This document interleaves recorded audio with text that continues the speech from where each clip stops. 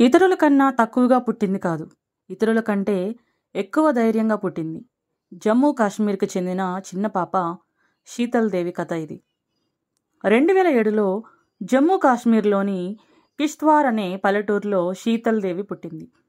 ఆమె పుట్టినప్పుడు 2 చేతులు లేవు. కానీ ఆమె తల్లిదండ్రులు ఒక విషయం మాత్రం నమ్మారు. మన పాప భిన్నంగా పుట్టినా ఆమె కలలు పెద్దవే అవుతాయి. చిన్నప్పటి నుండే శీతల్ తన కాళ్ళతో పనులు చేయడం మొదలుపెట్టింది.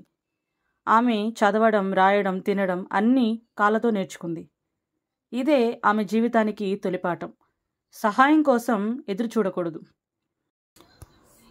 ఒకరోజు ఒక ప్రత్యేక క్రీడా శిక్షణ కార్యక్రమానికి ఆమెను తీసుకెళ్లారు. అక్కడ ఆర్చరీ కోచ్ జస్వంత్ సింగ్ రాథోర్ ఆమె ప్రతిభను గుర్తించారు. ఈమె సాధారణ అమ్మాయి కాదు అని ఆయన అనుకున్నాడు. చేతులు లేకుండా బాణం పట్టి కాళ్లతో లక్ష్యాన్ని తాకడం ఎంత కష్టం. కానీ శీతల్ ప్రయత్నం ఆపలేదు.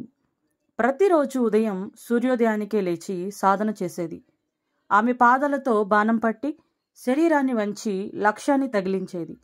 మొదట ఎవరూ నమ్మలేదు. కానీ ఆమె ప్రతిరోజు ఒక అడుగు ముందుకేసింది. 2023లో ఆసియా పారాగేమ్స్లో శీతల్ దేవి చరిత్ర సృష్టించింది.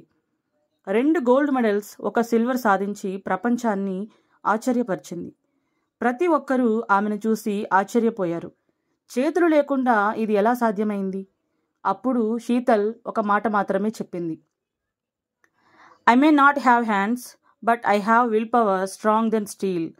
ఆ ఒక్క మాటతో లక్షలాది మంది మహిళలకు, యువతకు, మానవత్వానికి ప్రేరణగా మారింది. జీవితం మనకు ఎన్ని పరిమితులు ఇచ్చినా మన ఆత్మవిశ్వాసం ఉంటే గెలుపు దూరం కాదు.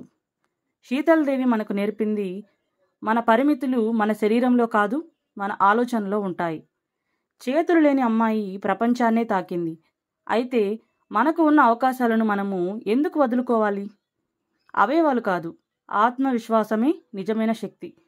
మనసు గెలిస్తే ప్రపంచం గెలుస్తుంది. చేతులు లేవు కానీ ఆపలేని గెలుపు. అవయవాలు కాదు, ఆత్మవిశ్వాసమే శక్తి.